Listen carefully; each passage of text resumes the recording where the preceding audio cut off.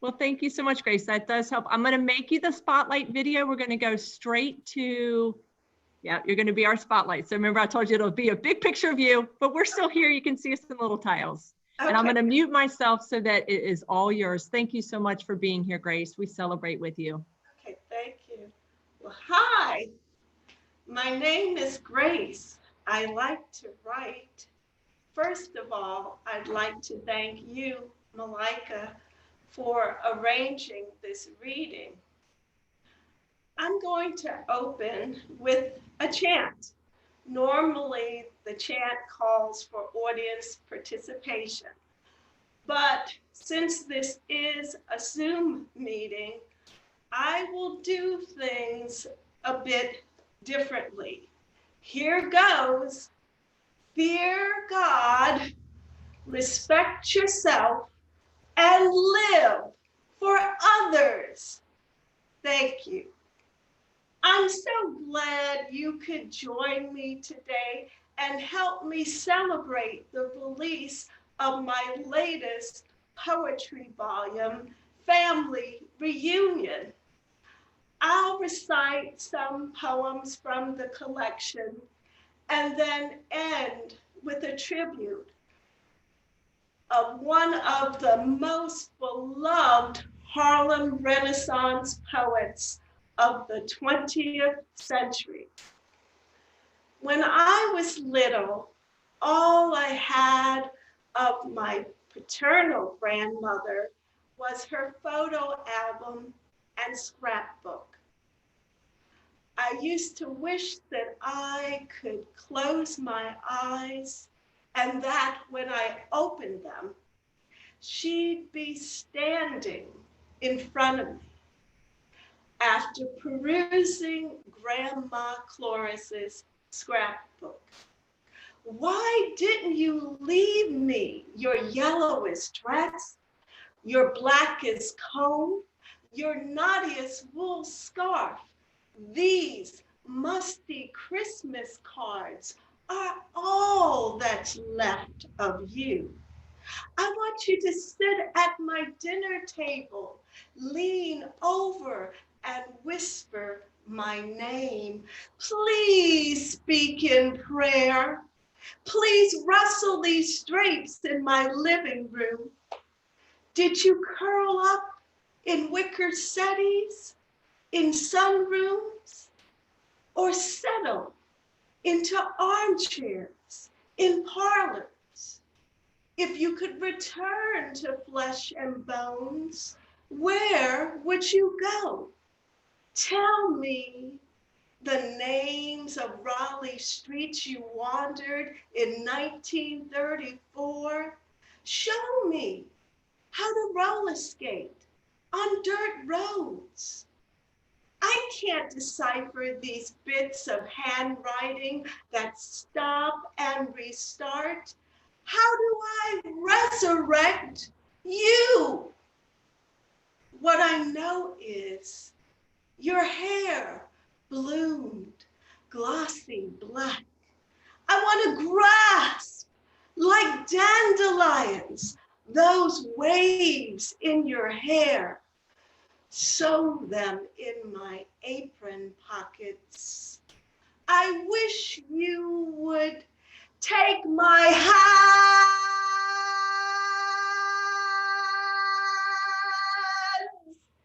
Tell me if my hands are skimming oceans or orchids.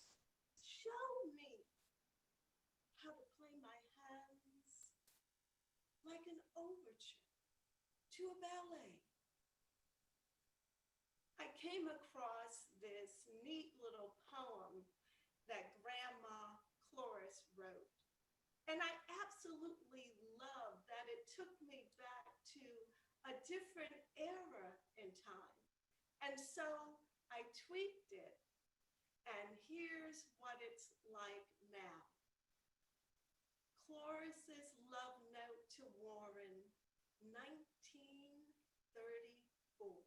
Hey, Grace, I seem to have trouble hearing, and I'm not sure if I'm the only one having trouble. I think your volume changed. Oh, did it? Okay. Can you hear? If anybody else is having issues, could you let me know? Okay. Okay, Mia's saying, yeah, we lost. You lost. Try again. Can you hear? It's still soft. Huh.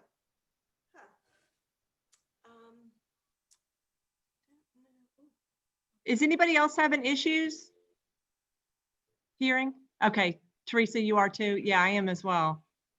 Okay. Let me see. Try to get it. And I don't know what changed because it looks like nothing did. Okay, Christy is as well and Monique is as well. Okay. Okay. Okay. Can you hear now? It's very soft. Okay. Did you have a mic before? I do, but it's here. Hello? Oh, that's better. Okay, maybe I'll just stand near this mic. Okay, so everything's all right? It's still soft. Yeah, Teresa's saying yes, it's still soft. It's in and out. Hello? That's slightly better. Hello? Yeah, Is that better? a little bit. Yeah, I think Josie, you're nodding yes, so that's a little bit better.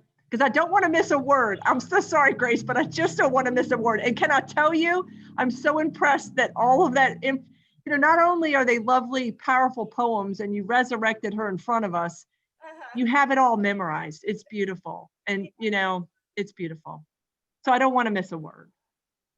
Okay, so can everybody hear me now or? Yeah, I was going to say it's still soft and I don't know what the difference is because it was perfect just a moment ago. Right.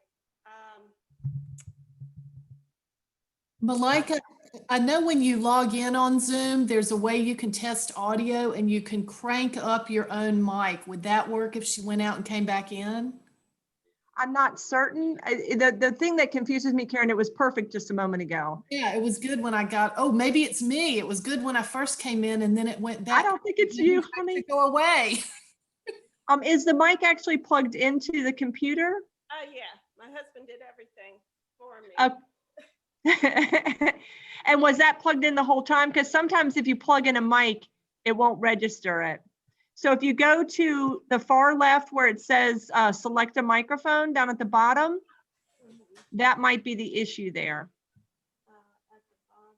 So there's a little microphone to the far left if you're on a computer, desktop or laptop. And if you click that little mic thing, it'll say select a microphone, and maybe that's the difference. Okay, let's see. Maybe so. Speakers, test speakers and microphone. Because it didn't sound when you spoke directly into the mic, and I'm going to pause the. Want me to start from the beginning? Yes, I don't want to miss that poem. So if you don't mind. Sure. Okay. Hi, my name is Grace. I like to write. First of all, I'd like to thank you, Malika, for arranging this reading. I'm going to open with a chant. Normally, a chant calls for audience participation. But since this is a Zoom meeting, I will do things a little differently. Here goes.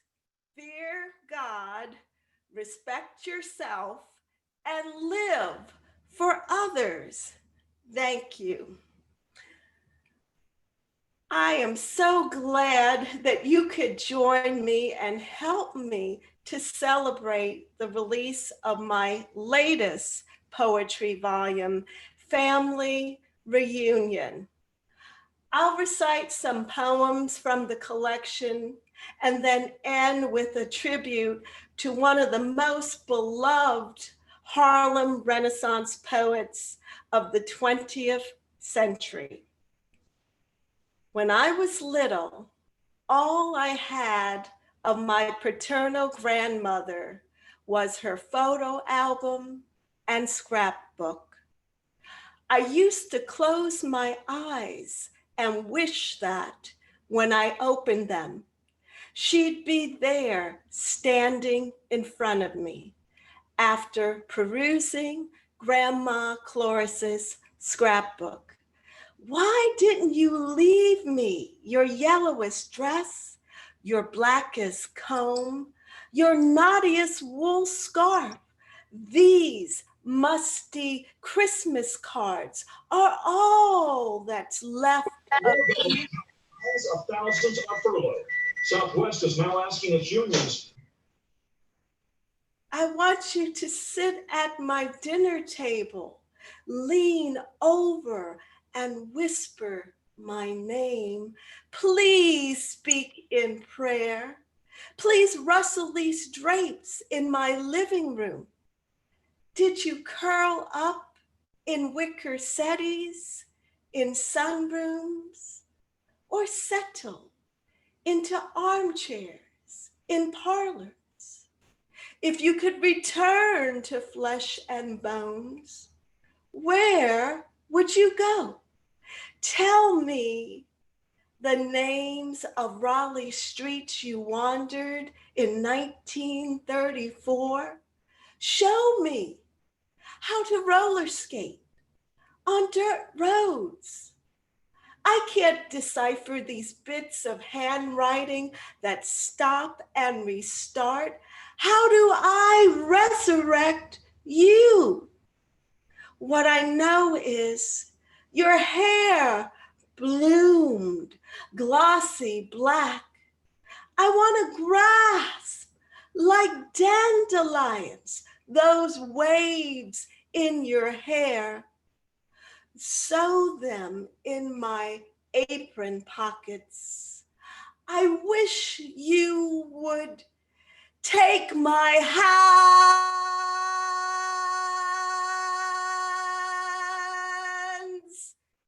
Tell me if my hands are skimming oceans or orchids. Show me how to play my hands like an overture to a ballet. I came across this neat little poem that Grandma Cloris wrote, and I love that it took me back to a different era of time. And so I tweaked it, and here's what it's like now. Cloris's love note to Warren, 1934. When the sun tips out at midnight, when the roses bloom in autumn, and when the birds cease their scatting, and 2 times 4 is 10, and today becomes the decibel of tomorrow, maybe I'll forget you then.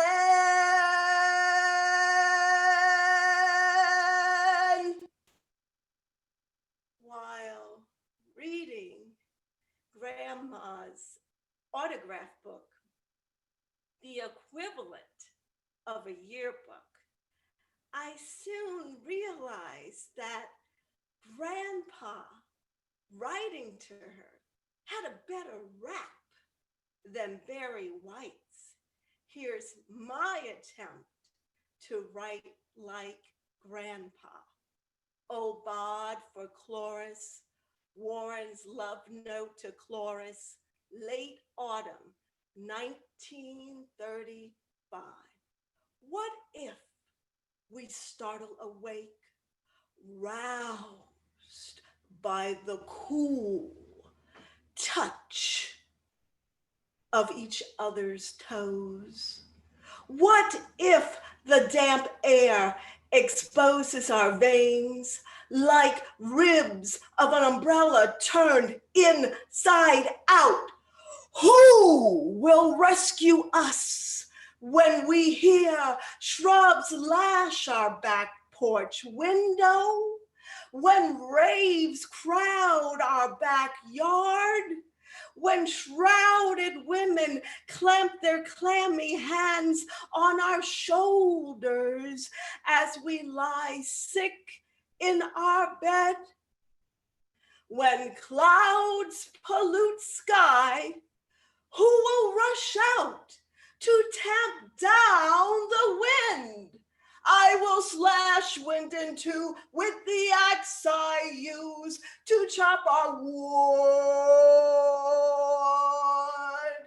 I will brave winter wind, slip on ice, cut my lips if your hands forever shake old leaves from our shoes. I will stash wood in the chest of our spare room.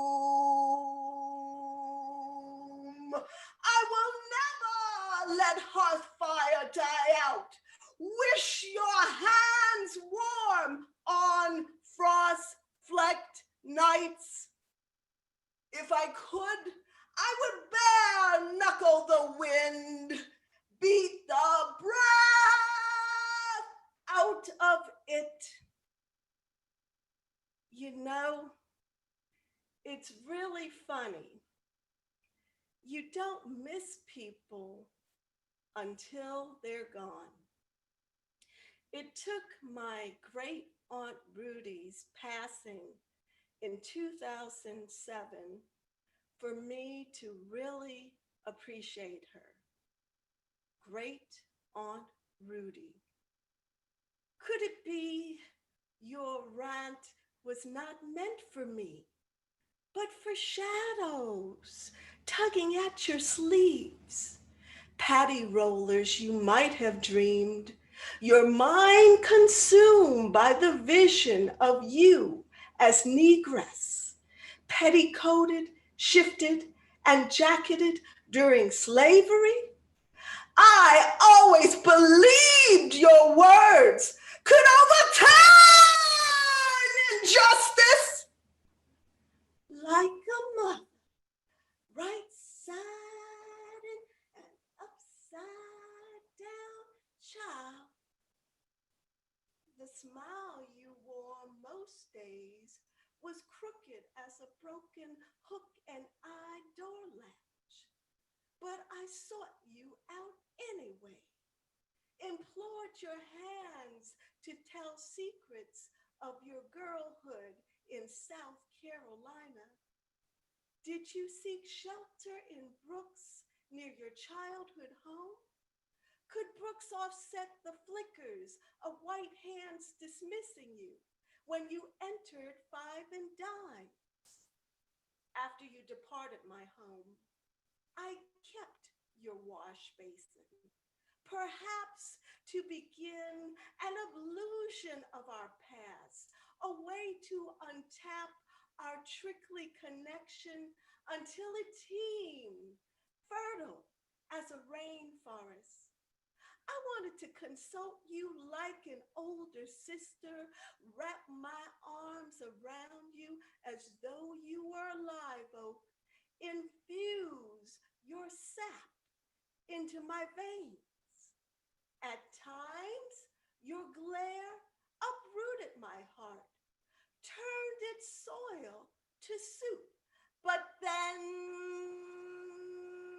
I discovered your artful tongue stories of how you apprenticed under Dr. W.E.B. Du Bois, groomed students to hammer tent poles in front of courthouses, mechanic shops, ice cream parlors. The day you left my home for the hospital, I found the pixie girl photo of you. The pixels of your eyes shine tawny olive as a wood thrush. Those days you lived with me. I sunk your red clay deep into my nails, inhaled, never exhaled it. Spread your loam all over my skin like a lotion that never expires. There are so many questions I never got to ask Mama. Mostly, I wish I could ask her about her youth, sitting in the grave room. Each day, I'm haunted by the image, Mama's face cluttered with leaves. I dream of swimming on my knees. I push the water lap after lap in an effort to seize her. What if all books could be unwritten? Who will unlock the words Mama murmured minutes before her death? I saw her lopsided body leaning without the support of a table or wall. Her mouth pried open by death's wrench.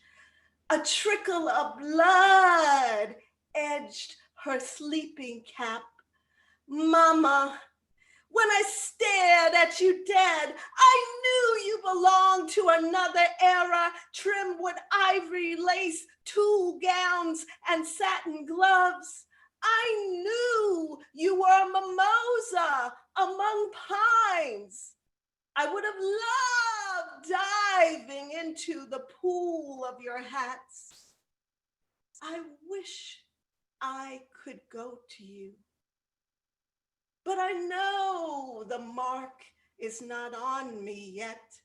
I know I must stand in my threads and howl the odes of God loud enough to rock all the petals in my backyard until they're pink and white petals nose dive.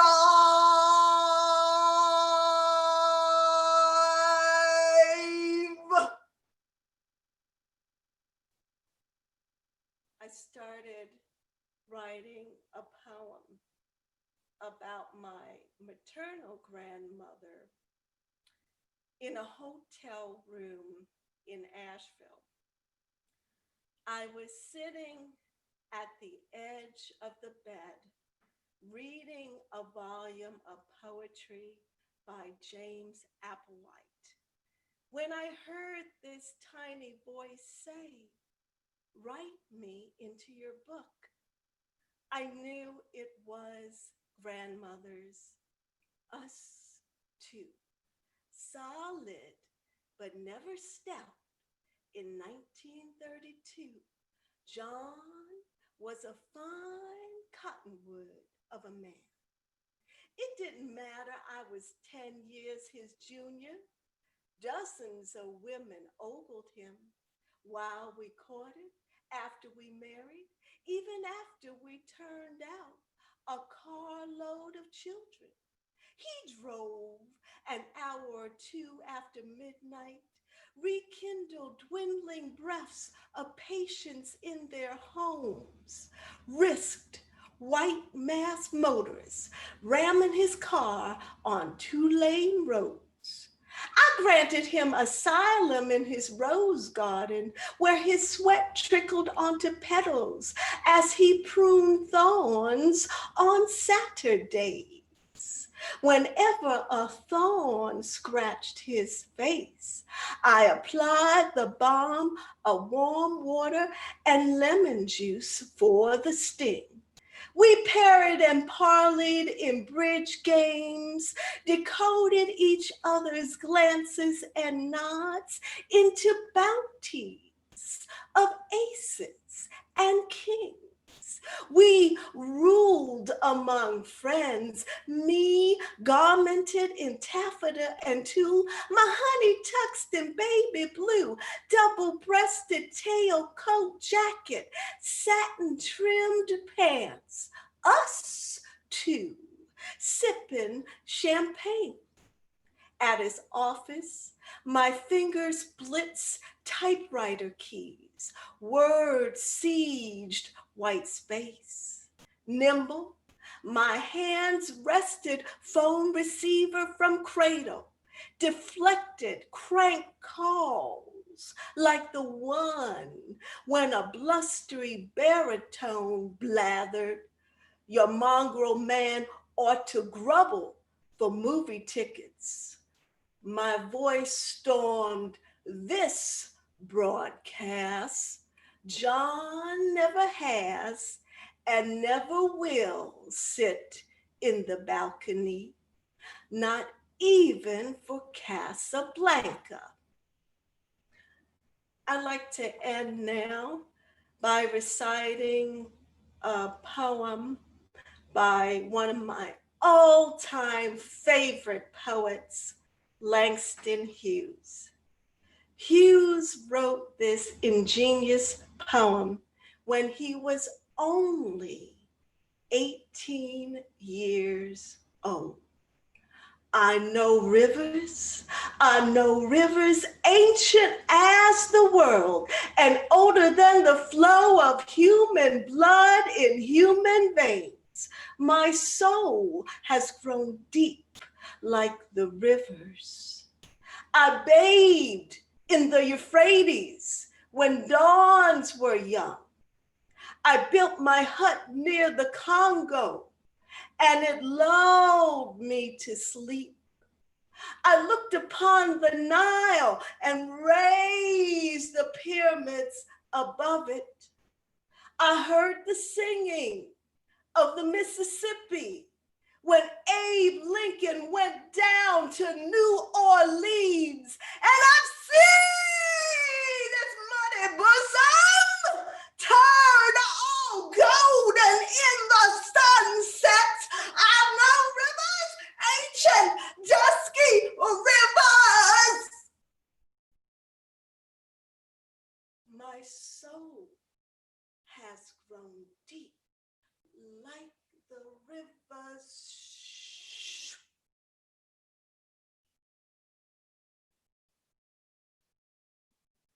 Thank you. God bless you. People can unmute. I know y'all want to clap. I know everybody does because I will. Wow. You have to see some of these comments, Grace. That was Wow. Yeah, great. I'm gonna let you see everybody. Oh, All right. wow. Oh, you know, somebody wrote a comment that I thought was perfect. April said, "You embody emotions so powerfully, Grace. Thank you for letting us in to your humanity and life in this powerful offering." Thank you. Yeah, gorgeous. Karen wrote, "Grace handling the ancestors, such a moving reading," and wow in all caps.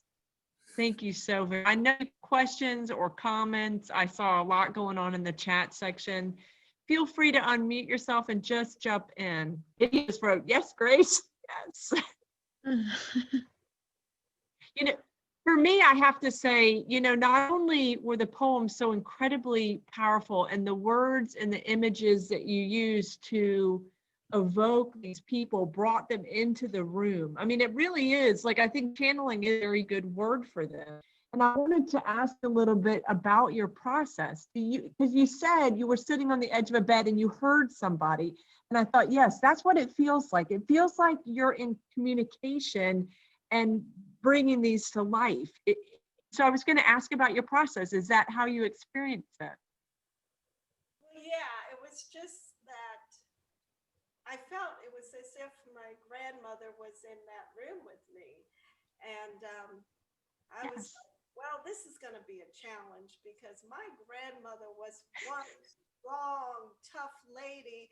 And I'm going to have to really summon all the arts that are possible, writing words, to craft those words poignantly to express who she really was. So it was a big challenge. It was very intimidating. But when I heard that voice, I said, I've got to go for it. I've got to do this in honor of my grandmother. Well, and I know you have a lot of relatives here, and I know someone even wrote, let me see if I can find it. Aunt Claims and Uncle Julian, that you brought them back. They said love and miss them. So, you know, clearly you did it right. You did it justice. And I know your family's here shaking their head. And I did see a couple people dabbing their face, because it is a very powerful thing to bring that intensity back, that beautiful power and truth of your relatives, and you can feel it. Not being part family, we can feel it. And so I know for the family, it was really powerful to be here for that. If someone has a question, jump on in. Yeah. And then April also wrote, thank you for sharing with us how to grieve well and offer our hearts fully. Yeah, that's very true, April. Beth wrote, beautiful Grace, thank you for sharing your gift. And that is a gift. Oh, wow.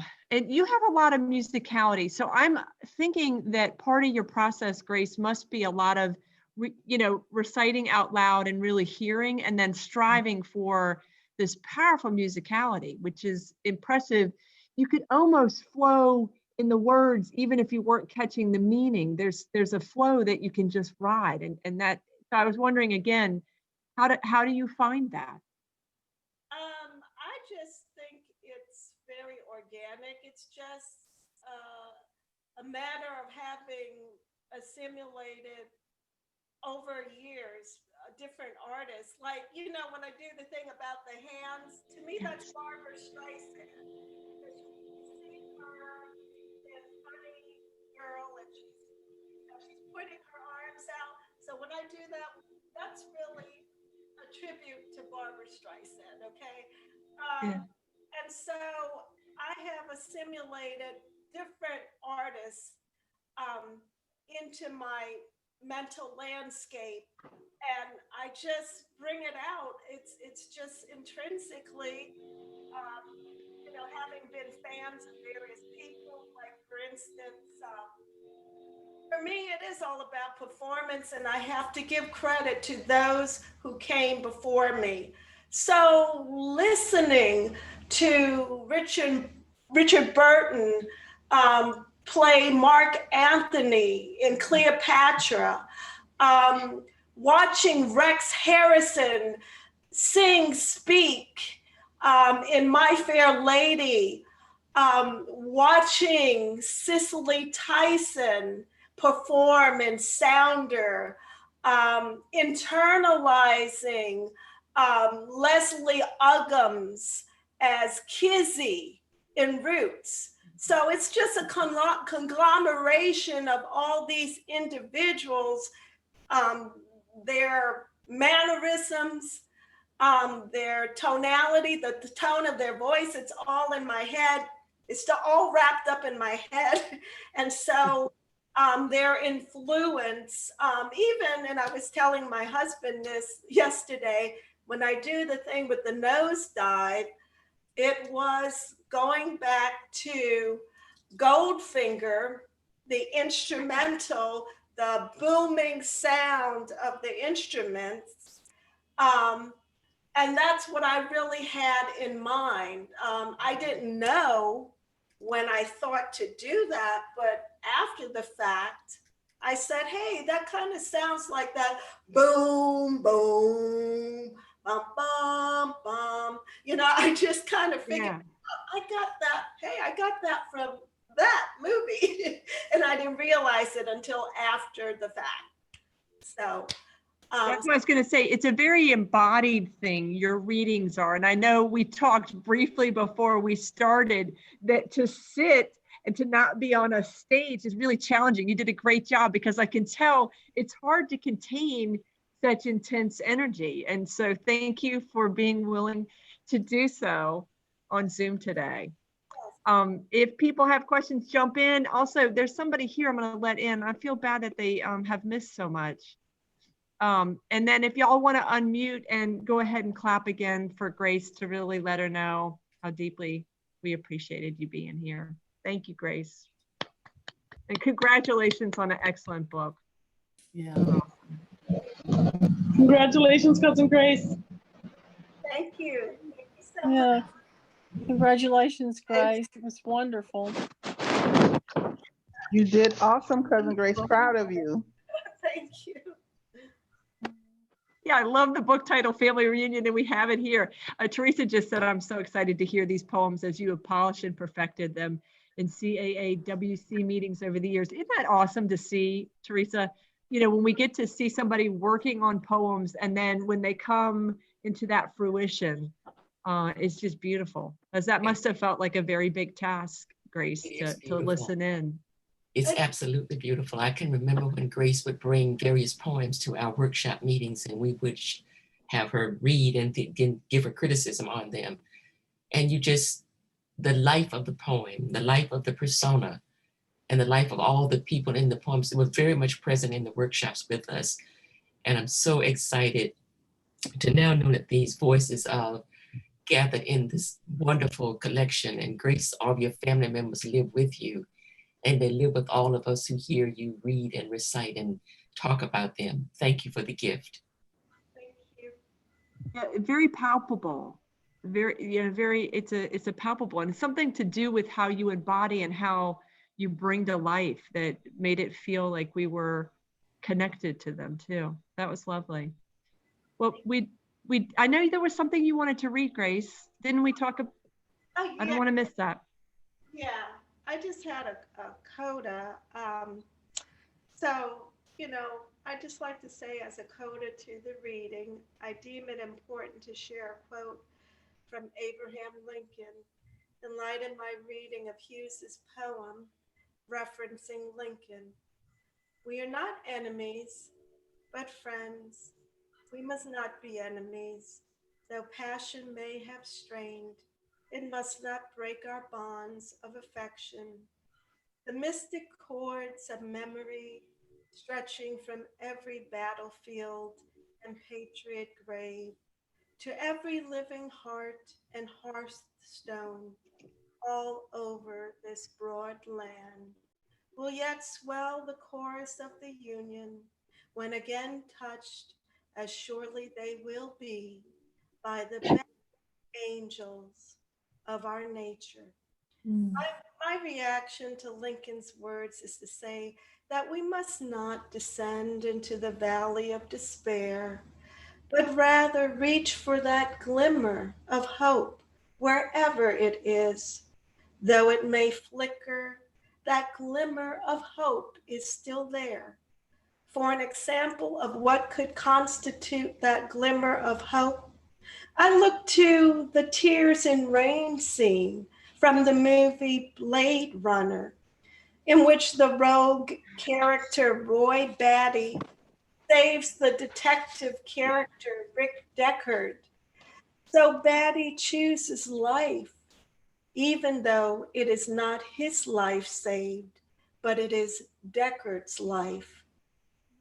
Batty chose life over death, the hope of life over death. Though he was hunted by the hunter, Deckard, Batty in the end, did not hold that against Deckard. He gave Deckard the gift of life, choosing to let Deckard live, even though he himself was dying.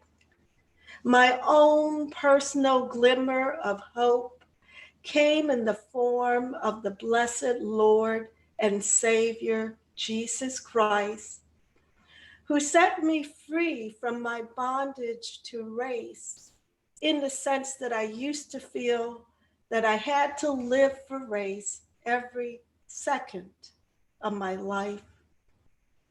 Yes, I am Black, but I will tell you, if you ask me, that I am a poet who happens to be Black. Thank you for sharing with me my poetry and my vision of what a glimmer of hope means to me with you. Thank you.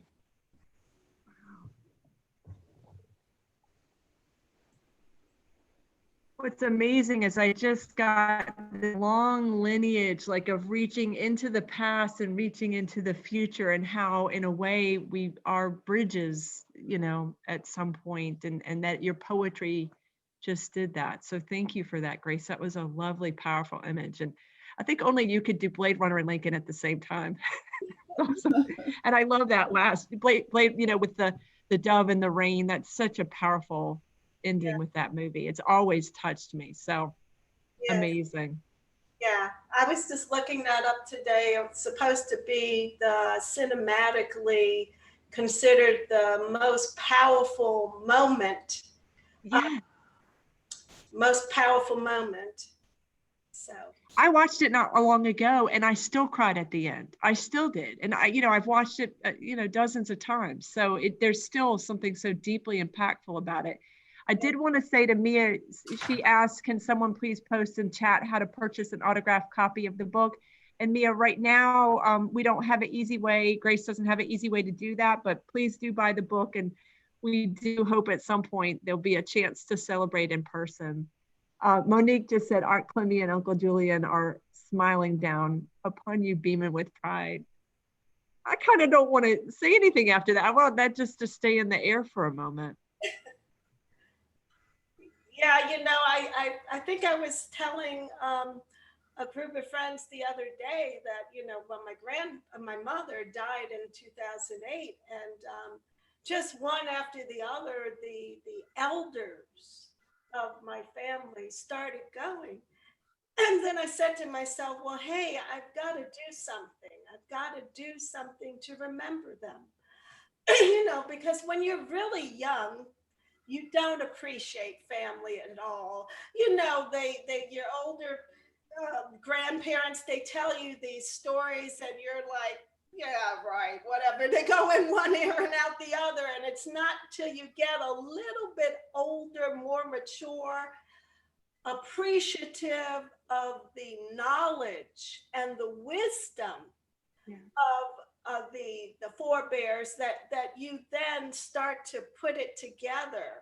Yeah. You know, to harness that all the talent and potential that they had, they offered you, that they possess and gave to you through their words and their actions.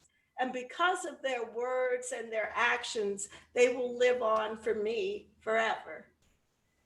Well, one of the things that you said in one of the poems was, you know, now I have so many questions I would ask you. Yes. And I really was thinking deeply about that, Grace, like the list of questions we now would ask our elders that we've lost, you know, and so that was something that just stuck in my mind. And it was for your mom. And now, you know, I too wish there was more questions I had asked. Yes. Well, that's the thing about youth, is that you're not settled enough, serious of mind enough to say, well, hey, Mom, what was Bennett like when you attended there in the 50s? Yes. You know, who were your top professors, and why were they your top professors? And what was it like to walk down the street of Greensboro, you know, in the 50s? But yeah. I just simply did not think, mostly because I was too doggone selfish at the time, too self-absorbed to honor by asking those questions. And because of that, I had to fill in a lot of the blanks. So some of what I've come up with, of course, it winds up being fiction.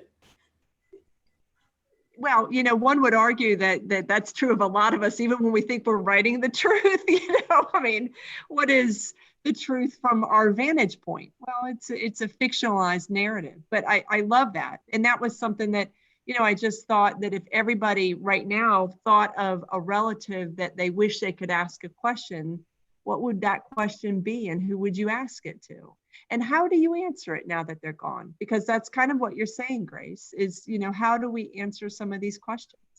Right. I mean, with my paternal grandmother, it seemed like doors really kept closing. Like when I journeyed to St. Augustine's College a few years ago to find out some hard, substantial facts on her, it turned out there was like a fire in the building that held all those records. So I couldn't do it. I couldn't get that concrete. Yeah. All I had was the photos. You know, and then when I traveled down to Savannah and I talked to my aunt, and she knew an older lady who she was going to have me interview. Yeah. I was there physically to interview her, but that same day she got like deathly ill, and I couldn't connect with her. So it's just all these doors were closing, whether I wanted them to or not. And of course, you know, as an artist writer, that it's frustrating sometimes. Yes. So, but you know, I did the best I could to fill in the pieces of the puzzle. And that's all you really can do. Yeah, and I was going to say, I really trust also your ability to intuitively, you know, sometimes when the doors close, you're kind of left with that journey in the dark, you know, and you've done a lovely job. Well, thank y'all so very much. I know that we were going to do open mic. Do we have some people that would like to read? Anybody want to share something? Because we would love to hear from you and join this course. I'm not following that. I'm not following that. That was too good. Oh, Chrissy, you're in good hands with us, though. So if you would like to share, we would love to hear. No, I And I can tell you, Grace, her name is true. She's very gracious and she will support you. No, I think we'll end on that note for me. Yeah, no, there is a loveliness with just letting those voices kind of resonate with us all. I'm feeling the same way. I just feel like I've got the spirit of all these people in the room, and I've cried so many times during the reading. I don't even think I could get through one of my own poems. It was so like going to church. Yeah, that was a gift, Grace. That was really a gift. Thank you. Yeah, I kind of need a box of Kleenex too. Yeah. I'd shut my camera off and go, okay. Yeah. All right, guys. Well, then we shall just allow those voices to linger and be with us in good company. Once again, thank you, Grace. And thank you all for being present and celebrating. Be well. Good night. Good And night. Grace, Thank I you will so much. send the entire text of the chat section to you. And it takes me about a day on my rural internet to get the video up. So it'll probably be tomorrow. So you can share it to other family members that weren't able to be here. All right, guys. Be well. Thank you. Good night. Bye.